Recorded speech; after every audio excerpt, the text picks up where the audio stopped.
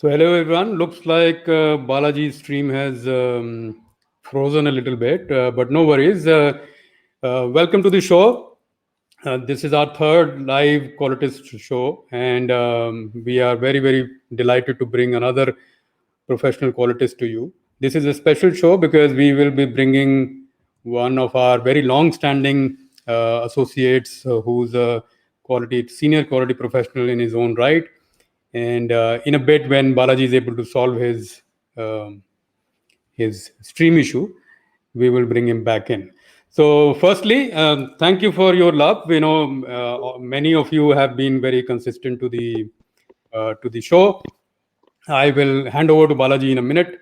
But first, quickly, if you are live on the show, please stick on to the end. We have a surprise for you towards the end. You will get a very massive discount from Kimpro as a thank you gesture for attending these shows regularly. So those who stick on to the end will get a discount voucher for a very major program that Kimpro has online.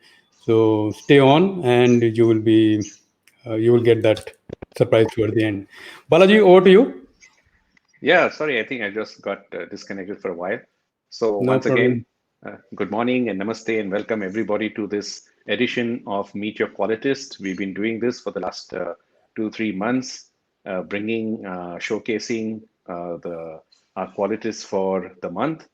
We started this entire movement 2 years ago, Quimpro Foundation, Mr. Suresh Lulla, in the footsteps of Dr. Duran. Dr. Duran, of course, pioneer in the field of quality. In fact, I would go ahead and say he's one of the inventors of the field, and if not just a contributor. Among the innumerable books that he wrote and edited, I think one of the best that he did, one of the last ones that he did was a history of managing for quality, which was, I believe, released in 1995-96, which he collaborated with authors all over the world, trying to show the evolution of quality in different parts of the world. Just to make a note here, from our country, it was obviously Mr. Suresh Lulla who wrote the section on India. Uh, at the end of the book, over there, in fact, in the preface and in the and just towards the end, Dr. Duran mentions the creation of a new term which describes us as quality professionals, a qualitist. Just recently, I read in one of the magazines somebody had suggested qualicrat in line with technocrat, but obviously it didn't cut any ice with Dr. Duran, and so he came up with qualitist. So Mr. Suresh Lulla, of course, decided to take this forward, this whole thing, and make it a movement in India. And we started issuing the titles based on you could apply for this, and there's a panel of very esteemed members that goes through the entire resumes of people, and then we accord certain levels of qualitist. And of course, the highest is 3, and then there's 2, and there's 1. So anyway, so every month for the last couple of months, we've been interviewing our qualitists. We had uh, Dr. Parag Nindani first, right? And now this month here we have a qualitist for the month, Mr. Shailesh Ghodekar. Now, Mr. Shailesh Ghodekar, of course, been in the quality field for 26 long years and one of contribution. He started from a conventional quality control and then graduated to consumer quality. Now that's huge. He's, of course, right now global corporate quality head for one of the most respected companies in India, Marico. Now, who doesn't know about Marico? Okay, they're leading multinational in beauty and wellness, and many of their brands like Parachute, of course, Parachute, Safola, Hair and Care, and Revive. Now, throughout his career, he's led in the creation and development of quality systems and processes, not just inside the company, but the entire value chain. And this has resulted in a robust and a quality focused environment at Marico. In fact, his entire focus to drive consumer driven quality has made the brands itself a mark of quality and purity. Throughout his role that he has nurtured, he's built an embedded quality consciousness in the organization, and there have been awarded. In fact, he has been awarded thrice the Indian Merchants Chamber uh, RBNQA, that's Ramakrishna Bajaj National Quality Award Certificate of Excellence, and he's been honored with Innovative Leadership in Quality. In fact, also the other titles he's been included in 50 of the most impactful quality professionals, the best end-to-end customer solution. He's also a certified global performance excellence assessor by the International Asia Pacific Quality Organization. Uh, when you're talking about his life purpose of giving back to society, he's been supporting Cancer Patient Aid Association for the last 11 years, and recently he's been recognized for his contribution by the World Health Organization and Ministry of Health and Affairs in India. So, Namaste, Ghodekar Sahib. It is wonderful to see you here. We are very honored, Anshuman and myself. We've been doing this, and it's been giving us, this privilege of meeting and speaking with people like you. So, without much ado, I think Anshuman, you can take it away. Let's start our conversation with Mr. Ghodekar. Sure. Before I do that, of course, Mr. Ghodekar, thank you very much for coming on this show. But quick shout out to the audience. Please let us know where you are logging in from. And of course, if you want to have this massive discounted product towards the end of the call, please let us know in the chat window if you would like that or not. Right. So I will leave a small hint. It is one of Kimpro's flagship programs, which is available digitally online and is less than $100. So let me know in the chat window if you wanted that. We will, of course, reach out to you post the program. So, Shailesh, of course, thanks once again. We, like Balaji mentioned, we have been trying to do these shows for some time. The objective, of course, is to make sure that the profession of quality sees its heroes in new light, and you are, of course, a shining light for us. So my first question, as we get into the show, and Balaji and I will alternate these questions, is more about you as to how did you get into the field of quality. uh, Quality is not a field that if anybody just walks into. Usually our entry points are different. My entry point, Balaji's entry point, and many others entry points might be different. And it's very fascinating often to hear how people got into quality. Some stumble into quality, some crawl, some run, some jump. So your story first. Yeah, thank you, Balaji, and thank you, Anshuman, for inviting me on this show. I think after coming out from the college, I got my first interview call with Bombay Oil Industries Limited, which is now Maricop Limited right now. And I happened to, and that time I happened to get that inland letter basically from the post, and I went to the basically the office to give the interview. And after the series of the basically some questions, okay, I was given a parachute bottle. I was kept in front of me, and basically they asked me, what do you see? Do you see any defects? Do you see anything different in this bottle? And this was the first time I was seeing a bottle, because early 20s, okay, oiling was, I used to never do a oiling, and a parachute bottle was in front of me. I just took the bottle and happened to see that are some of the defects. So, okay, I see this is not good, this printing is not good. And after the series of questions, I was selected for the role. And that's where I went into the quality, into Bombay Oil Industries Limited. And my journey basically in this quality field reflects basically an uncommon journey of a growth, basically from a conventional quality control to a consumer quality. And I think throughout this journey, one mantra which I've always followed, okay, was to co-create, involve all your stakeholders, including your business partners, in designing and deploying quality management system.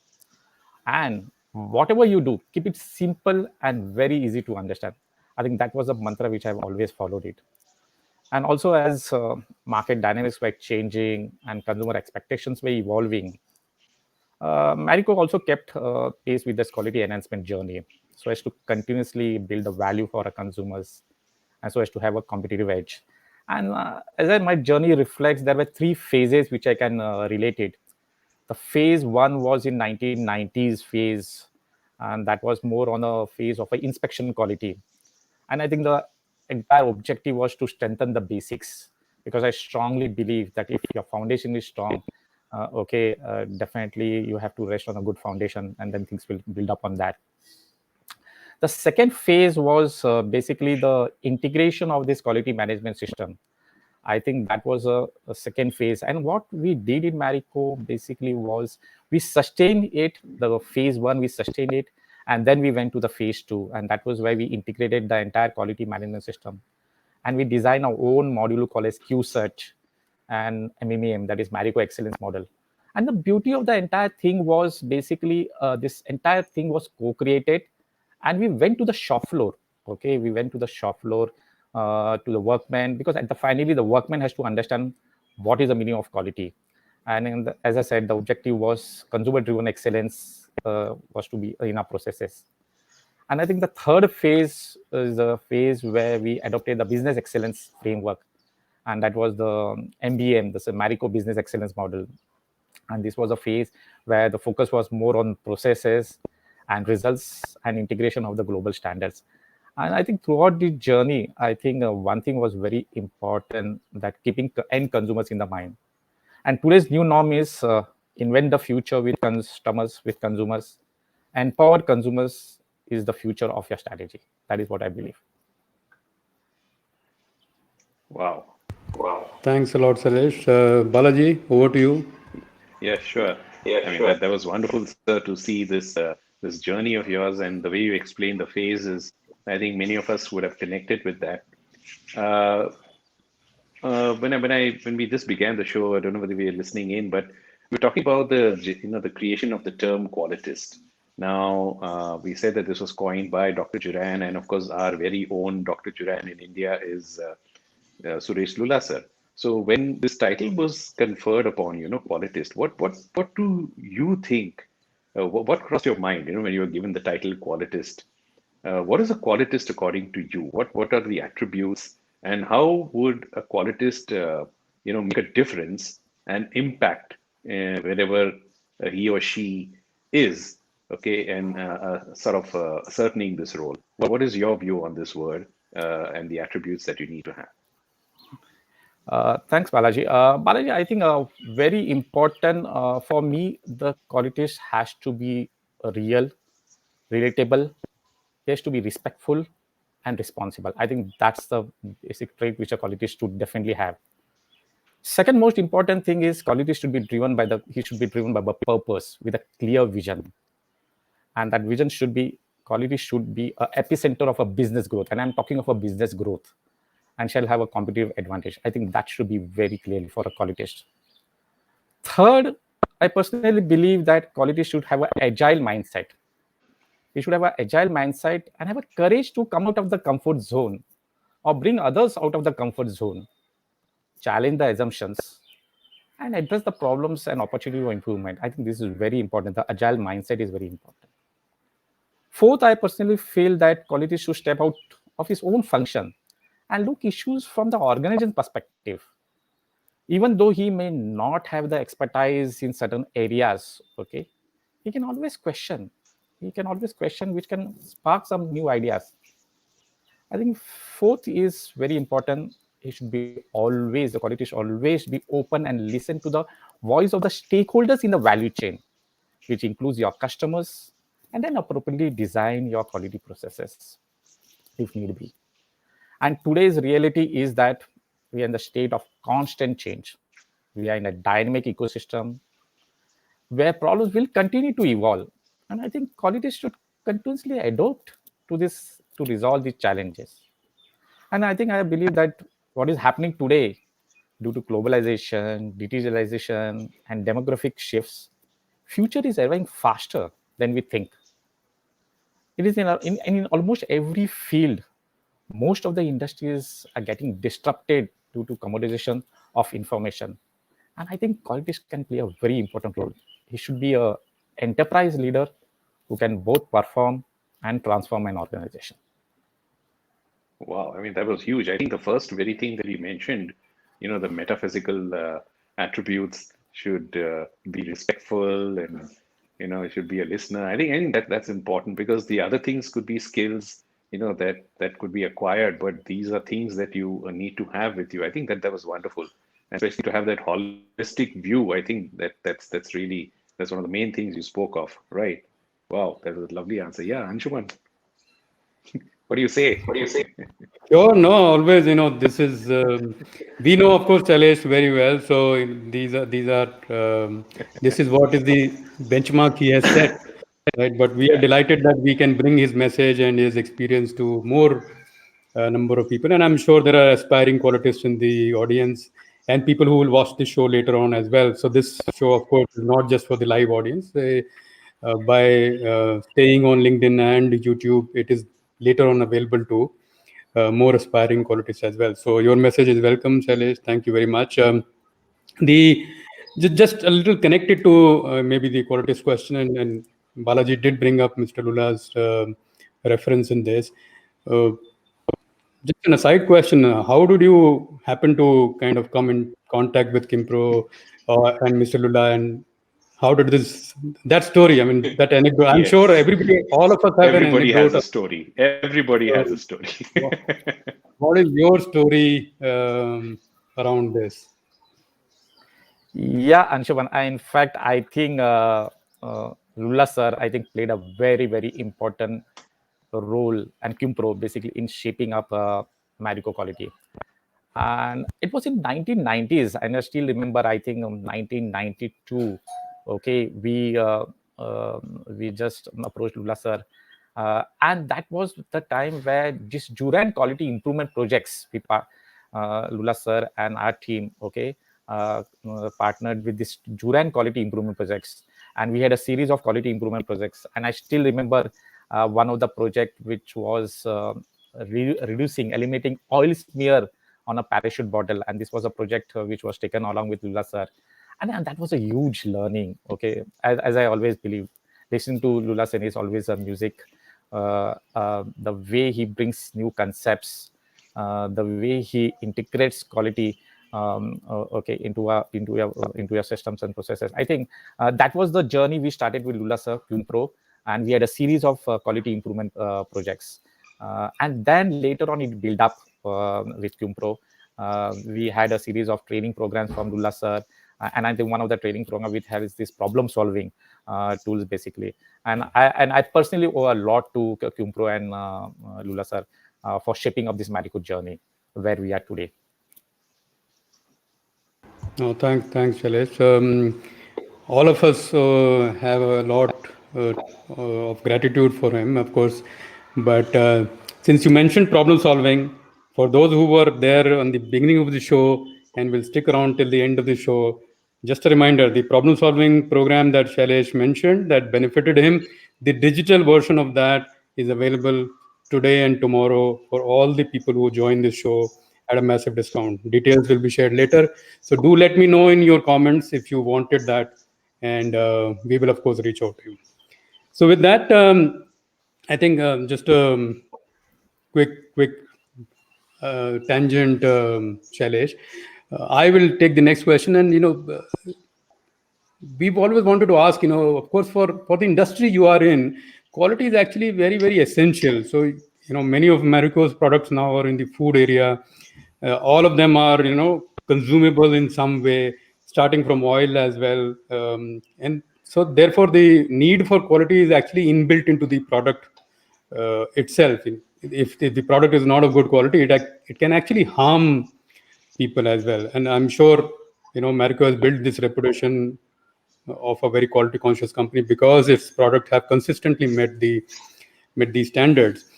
But a little deep dive into, and you did reference a little bit in your opening comments, but a little reference into a deeper dive into how does Marico keep improving its standards. So one thing about quality is that it is not static. It's what is today is not going to remain the quality level tomorrow or next year, right? So what is, or how does Marico keep its standards current and always improving? So if you can share that a little bit.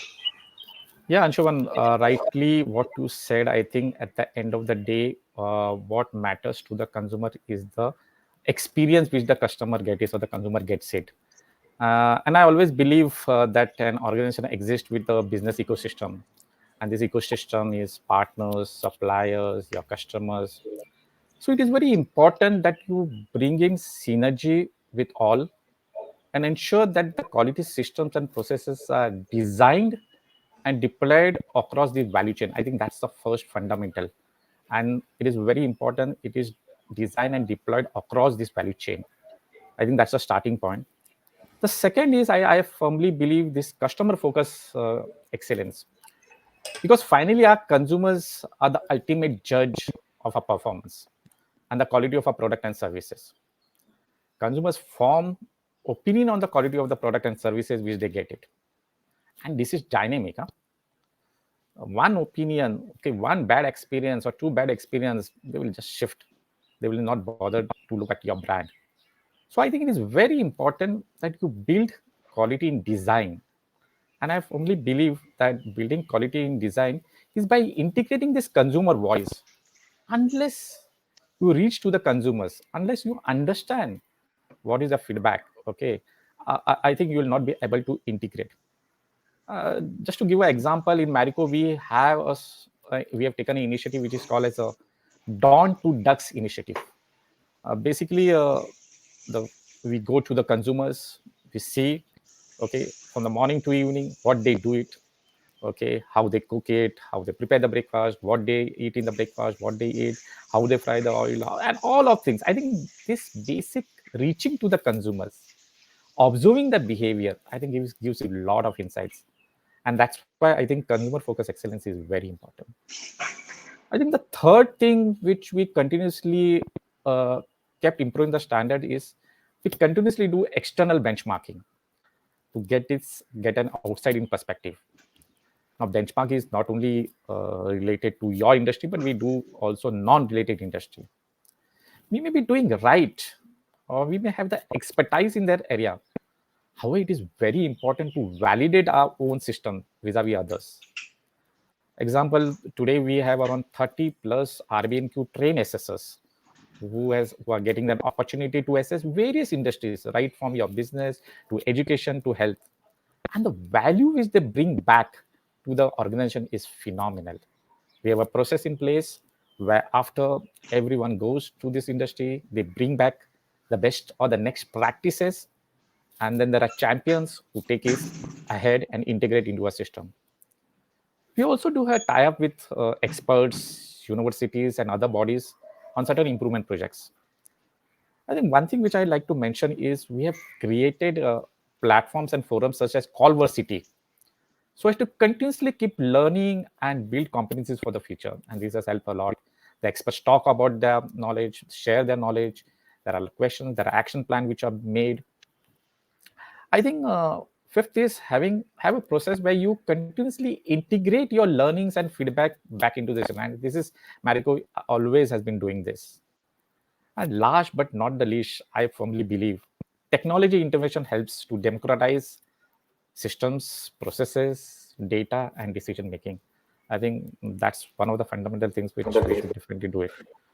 One thing which I have to say that, and I strongly personally believe it, you can't do today's job with yesterday's method and be in business tomorrow. So change and evolve, and that's the mantra which we follow.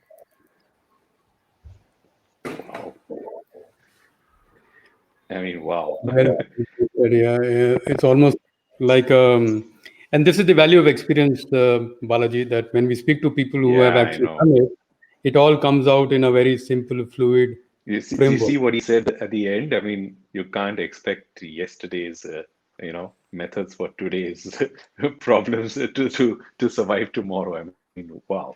We went across all the dimensions of time. Amazing.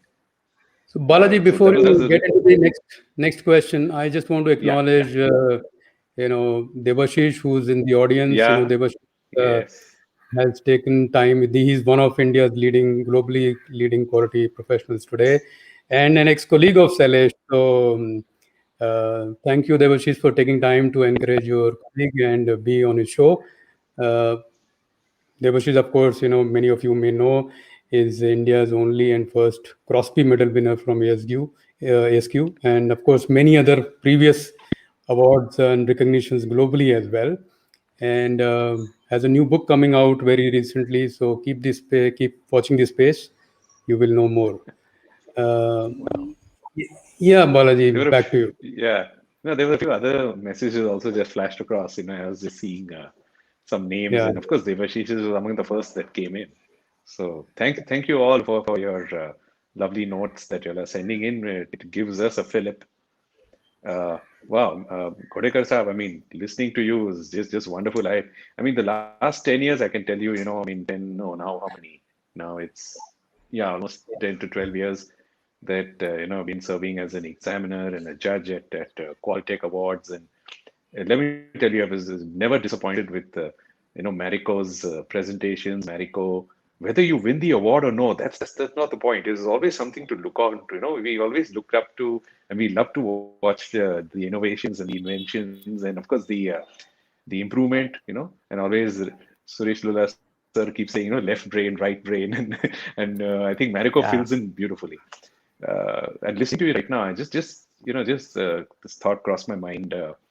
That suppose I mean, right now you've gone through all this last 26 years, but looking back, I know you don't want to look back, but suppose you were to start your career all over again, would you do anything differently, or what would you do differently? Was there any event or epoch-making thing that you would define, which you would like to mention, which changed, or you would have done something differently? Anything that you can think of? Yeah, I think Balaji, I think one thing is very important. If I reflect back, and I think base, I want to share some of my experience, some of my learnings as I reflect back, and some of the learnings to the youngsters also who are becoming a quality professionals. I think the biggest thing, and I will revolve around a mindset, okay, change. I think first is it's something. Don't be reactive, thinking that what is the problem and what is the solution. Don't think that. Instead of that, be creative. When I mean creative, what are the possibilities and the bigger purpose? I think that's the first part. I think is very very important. Reactive to a creative. The second part, I feel, change the mindset from a fix that it talks about that I'm not great at this. I will avoid the challenges to a growth mindset. Okay, and that's what is a growth mindset. It is all about I will learn from the mistakes to gain new skills and will not repeat the same mistakes again. So very very important from a fixed to a growth mindset. uh, I think third thing which I personally believe a lot in this is from an expert mindset. Yes, I know already this, I know I have all the answers for this, to shift from an expert mindset to a curious mindset, to a child mindset. What is a child? He is very curious. He asks many questions. So it's a curious mindset. I will have a lot of questions, and this is where your learning will happen. Okay, this will help you to learn more. I think fourth, personally, I also believe strongly is a protective mindset. Okay, that is something which it's like I need to stop something from happening. That's given. I think look for an opportunity. From a protective mindset, look for an opportunity. I could make something great happen. I think that's very important. And one mindset which always we have in an organization is that interaction with consumers is only R&D and marketing. No, that's not. Change. One should continuously and personally interact with your consumers. I think that will give a tremendous value, okay, to your process. And I think I always believe that okay, in an organization, you should have a owner's mindset and not a tenant's mindset. Think you are an owner of an organization, you are an owner of a company, you're not a tenant of that company. The moment you make these changes in your mindset, I think things will be different. And I was listening to Gary Custon the other day. He was in one of our sales conference. Basically, I think he said wonderfully some words during the World Cup. Okay, Indians were wearing the jersey, and what the change did he use it? He put basically the India thing first and the name back. And what he said basically that India comes first and then you are there. The similar way, if you have to relate to organization, organization comes first. okay, and then you. That's some message which I reflect back and I want to give to the new quality professionals. Wow.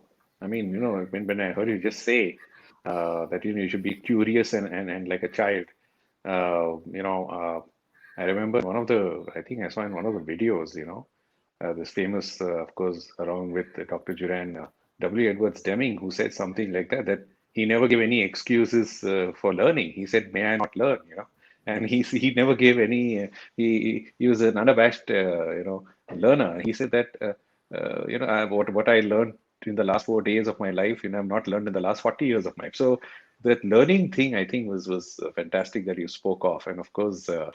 When you said here that the mindset, has to change, and we need to consider ourselves as a part of the greater whole. And I'm very, very sure that, the processes and the systems that you have in Maricop, because I've seen when your employees come and, make their presentations, it's not that they're, because nowadays we've done it very crisp. If we changed our format, right? In 5 minutes, you have to come and present.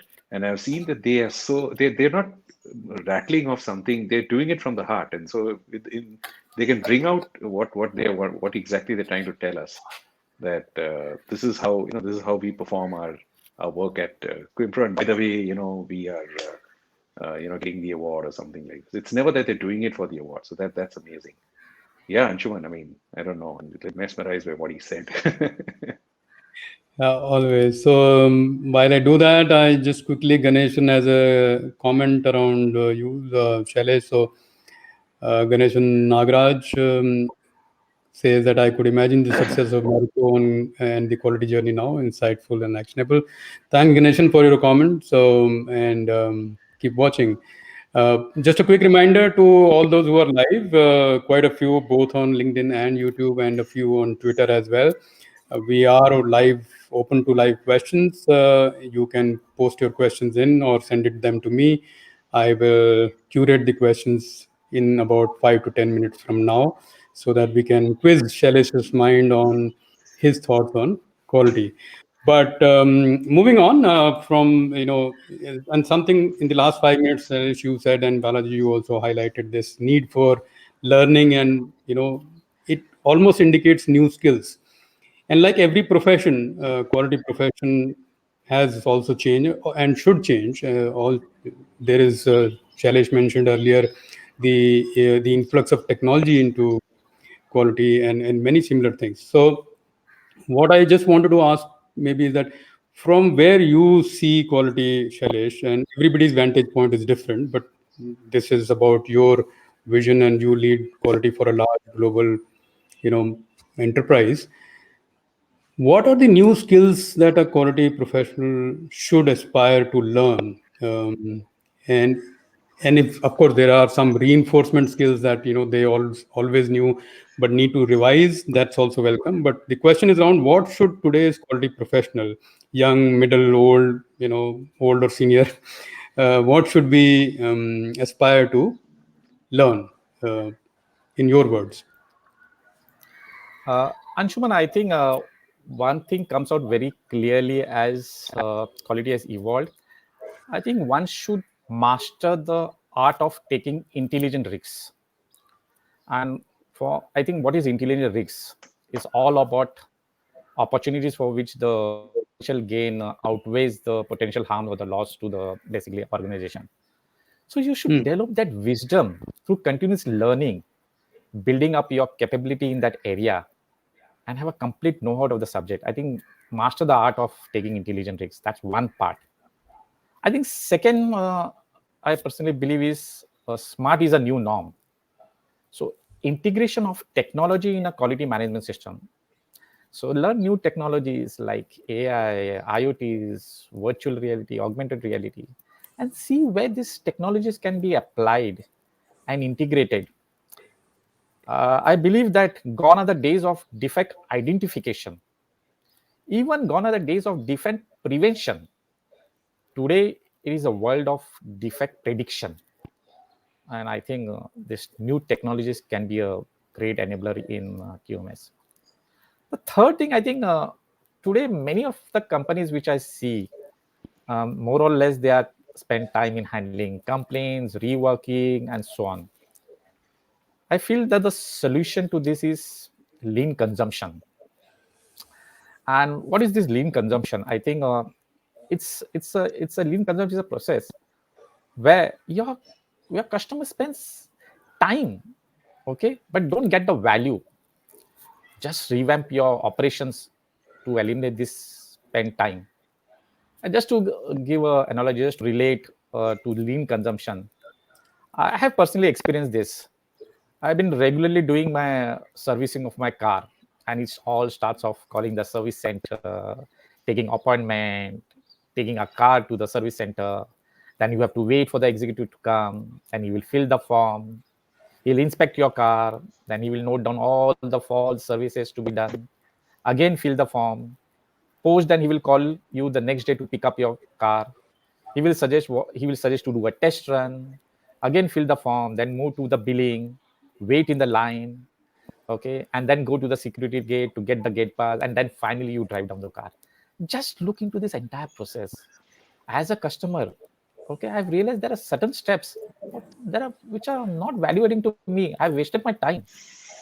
So I think it is very important if the organization realizes this, okay, if they can eliminate certain steps, if they can merge something, okay, it will be a different experience to the customer. Because it's all about, I think, organizations to give the customers what they want, where they want it, and when they want it. I think that's the biggest step which we should take it. No, very well said. I think something you said, Shailesh, I can relate to my industry. I'm these days I'm in the IT industry, and we've uh, we've seen this move to prediction for some years now. Customers are not interested in the fact that, oh, my network went down, my server went down, my system went down, and you repaired it in 2 minutes, right, remotely, which was a delight factor 10 years ago, that, oh, my network, my ATM network went down, my something network went down. Today many networks have a need for 100% uptime. They cannot go down because they are supporting airlines, ATMs, and so many other things. So there is no concept of Six Sigma downtime for them. They just have zero downtime expectation. So in that case, whatever you do in terms of bringing the network back and in time is a few seconds more than what was expected, and what is expected is zero. So the only way is to predict the failures. Data test centers today, many people in the audience and you all, I'm sure, aren't aware that a lot of what we do is sitting on the cloud, including this live session that is happening is actually being managed through a cloud. What if that cloud data center goes down for 5 seconds during the live stream? The live stream disrupted, and nobody would know, right? So there are now methods to predict, and that is the new quality. That, okay, this data center has a problem. Preventive maintenance has indicated that these areas could be down. Very popular example, Netflix does something called Chaos Monkey, which is a very IT term for creating disruption in your servers to take something down. You are actually taking something down and then seeing what happens. So these are technologies, or these are methods available in other industries today, and I often see that what you were saying was exactly the same thing, but in a completely different industry. So the wisdom is not very isolated. The connections are possibly difficult. But so moving on very quickly, I think Balaji, before we go to, I think towards the um, next question, if you permit, I will take an audience question just Yeah, to sure. break the pattern. And Yeah, sure. audience question from Debashish. His question is, of course, towards the uh, question is, as a leader, what have you unlearned over the years? So, Shailesh, thankfully, this question is only to you, not to Balaji and me. But what have you unlearned over the years? Yeah, I think a very important. I think, and I think thanks Debashish. Okay, and Debashish, I work with Debashish basically. I think what I have unlearned is, I think one important thing which very clearly comes out to my mind is, I think you can't take consumers for the granted. Okay, you can't take your end customers for your granted. I think it is something which you design your processes and systems in such a way that at the end of the day only keep basically your consumers in the mind, your customers in the mind. You can't play with them. Okay, whether it is you can't play with their emotions, we can't play with them. I think it is very important. Okay, you think of them always, and something which I always believe that should be in the top of the mind. Okay. So thank Debashish for your question. Balaji, over to you. Yeah, about your journey throughout quality, some of the accolades that you have received. One of them was being, on the panel of Ramkrishna Bajaj National Quality Award. So I mean, how enriching has that been? Because, there you get to look at other industries also. Has there been, you always looked at, you just said you believe in external benchmarking. So has there been any such instance wherein, across industry you learned something specific, or, something that you would have never imagined if were you only restricted to, doing things in your kind of industry? Was there any such experience that you had? And if so, what was the learning? I think one thing which, as I said to you, RBNQ SLA, basically, as we go and assess a lot of other companies, okay, I think related and non-related is very important. And what we also, some of them had visited opportunity to visit the healthcare industry and education industry. I think one thing we learned is something which is the perfection and the meticulous data management. Okay, especially in a healthcare industry, how sensitive a healthcare industry is to any infection. Okay, because finally you play with your patients. I think the sensitivity with respect to the infection management protocol which they have it, I think very very important. Okay, when I relate to my end consumers, I think the consumer safety becomes very important. Just a patient safety becomes very important when you go to a hospital. Okay, the same way when we have a FMCG product, when we have a products, okay, it is very important. The product safety plays a very important role, and that is something, the level of detailing which they have, the level of systems and processes which they have. I think that was one of the best practices which we captured it and integrate into the safety. And you always think, okay, what can go wrong, okay, in your product. It's not the simple, okay, making a product, making a formulation. I think there are a lot of nuances which can happen, and what can go wrong in your product from a safety angle is very important. Yeah, that was, that's what even just now when Arjuman spoke about Netflix, I was reminded of the famous statement by Dr. Juran, we are living behind quality dikes here, you know, and right now it's impacting lives. I mean, when you said that you cross, the cross learning that took place with the medical industry, that's what even Dr. Paragrindani was saying. We quizzed him on the same thing, that when you make a mistake, when people, engineers like Anshuman and myself make a mistake, okay, at the most, with the machine will shut down for some time and we can start it again. But there you can't. You're playing with a life. You can't just. So there's too much at stake. I think that's one of the amazing benchmark that we can look at. The healthcare industry, and the way, and I think the way they responded in this pandemic, and keeping everything aside, and I mean, the way we've come back. I mean, of course, touch wood. I hope these things just remain as they are. But it's been phenomenal. How the healthcare industry has really responded. So yeah, I think that was amazing. Yeah, Anshuman. Yeah. So I think I was scanning the questions, and I'll bring up some Okay. interesting ones. And then we'll get into the winding up of the show. Sachin Garg, who's also Oh, quite Sachin is a here. regular Hi.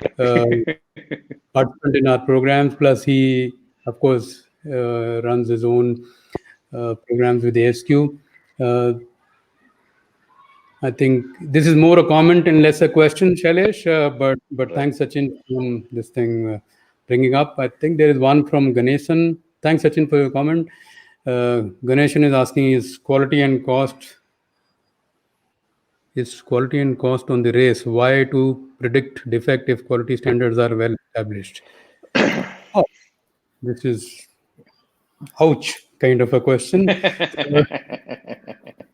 I'm sure what Ganesan is trying to say is that if you have a well-established quality standards, why do you need to then get into an additional practice of trying to predict quality failure? So, Shailesh, Yeah. your views. Yeah, in fact, Ganeshan, I think what rightly you said is why to predict defect if quality standards are well established. I think I personally believe that your quality standards, when they are defined or they are established, I think one is the compliance to the standards, okay, the robust compliance to the standards. And that I feel is a hygiene now, okay, that's given, okay. The compliance is given, and any organization has to comply to the quality standards. But it is very important your consumers, your customers are dynamic.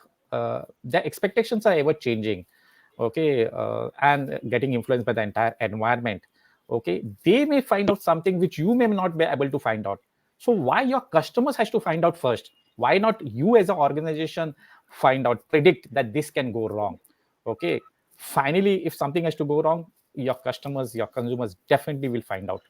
So I personally believe, okay, while you have standards established, prediction is very important, okay, because before your customers finds out, before you lose your customer, I think you find out, you just repair it, you just work it out and fix it, and predict that this can go wrong. So finally, your customers get delighted. Yeah, thanks, Shailesh. Ganesan, some quick comment on the question as well. Almost all standards help you be in the race. They don't help you win the race, right? So Yeah. it is extremely important still. And if standards were enough, we would not find anybody down with COVID. We would not find any airplanes going down. We would not find any ATMs going down because there are standards in place. Life happens, and a lot of quality is also about when that happens, how quickly do you respond, and can you prevent, predict, and make sure that this does not happen. That's where most of the quality profession's value is. Otherwise, we can all say that if operations is working perfectly, actually quality profession is not required. If everything was working perfectly, our profession is the first one which is not required, because nothing to maintain, nothing to improve, right? But that's not the case. So I hope I do get the intent of your questions, and thank you for your question, Ganesan. Hope Shailesh's response was useful. One quick question and we are towards the end of the show, and in the about 5 minutes we'll be winding up. So if you have some last Oh, question okay. which you have been shy about, please put it in. Shailesh, you can skip this question, but since it came in from a regular visitor, so I thought I'll keep it in. Your views on programming languages, Python, though Tableau is not a language, but uh, in the manufacturing industry. So essentially Python. Tableau is a uh, graphical visualization software. But any use cases or anything that you have seen in your work using Python and related um, stuff? So, Anshuman, my thing is, I think the future of the quality, as I strongly believe, is digitalization. So, and when I mean by digitalization, all these things helps a self-induced correction. I think that's very important. I think the second part, which I always believe and which Maricop always has focused, is shifting a focus from a control, basically from a process operators to a process designers. I think that's very important. And the word process designers are important. And machines are learning basically, so regulate quality and productivity. And that word which is very important is self-regulate quality and productivity. And I think most important element is basically from a human's angle, focus on system design. Basically your system design and integration has to be the basis. So in a nutshell, I think tools like AI, big data, machine learning, blockchain, whatever, data science. I think they are, and the enabling technologies are very important, and that's the future of the quality. Okay, that's where I said it's a smart. Okay, we have to move towards the smart working, and quality 4 is all about that only. So the earlier the you integrate, the better for your organization. And my suggestion will be basically just understand your processes, and try to filling the gaps, basically understand the gaps where you, and I'm sure this technology will definitely help you in doing this. Okay, sure. Thanks, Shailesh. One last question, and then we wrap up. Sachin wanted to know anything in terms of how do you handle expectations of internal customers, right? So, of course, a lot of quality focus is on external customers, but we all know that quality is made by internal customers. So, anything on this? So I think, thanks, Sachin. I think is very important for my internal customers. Okay, you should have platforms for this interactions with these customers. I think, and from a first, it starts with the organization clarity. I think that there should be a complete clarity. Okay, where does what is the vision of the organization? What is the mission of our organization? I think if that is clearly defined, okay, the purpose is clearly defined and it is cascaded at all the levels. I think the internal customers in your value chain has a one common understanding. What's the vision? What's the mission? Having said that, and then you can build up on creating platforms, forums, to interact with them and understand basically from what they expect and what we deliver. What is the key success metrics for them as they look forward? And I think that's very important. So the starting point is very important, is that everyone should align to a common goal. Okay, if that is aligned, then the expectation from your internal customers can be very well understood. Sure, thanks, Shailesh. We will quickly share the surprise that I shared with or spoke about during the beginning of the show. So during the show, you would have understood that building your skill set, learning new skills, reinforcing old skills, particularly in quality, is extremely important. And if you have to be in positions like Shailesh is, then you have to be a constant learner, regular learner. And these days, one of the best ways to learn is online. Kimpro has come up for last couple of years, has a very fantastic offering called the Digital Problem Solver, which is an online course, and I'll share the discount coupon in a minute. Online course where through multiple formats, and Maricop is a user of that as well, and quite a few organizations already use it. And you get videos recorded with Mr. Lula directly, teachings directly from him, his lessons, his instructions, and you go through a case study and learn the basics of how to do a whole problem solving course without the jargon that is normally associated with such course. So I will quickly share that, and if you see on the screen, you will see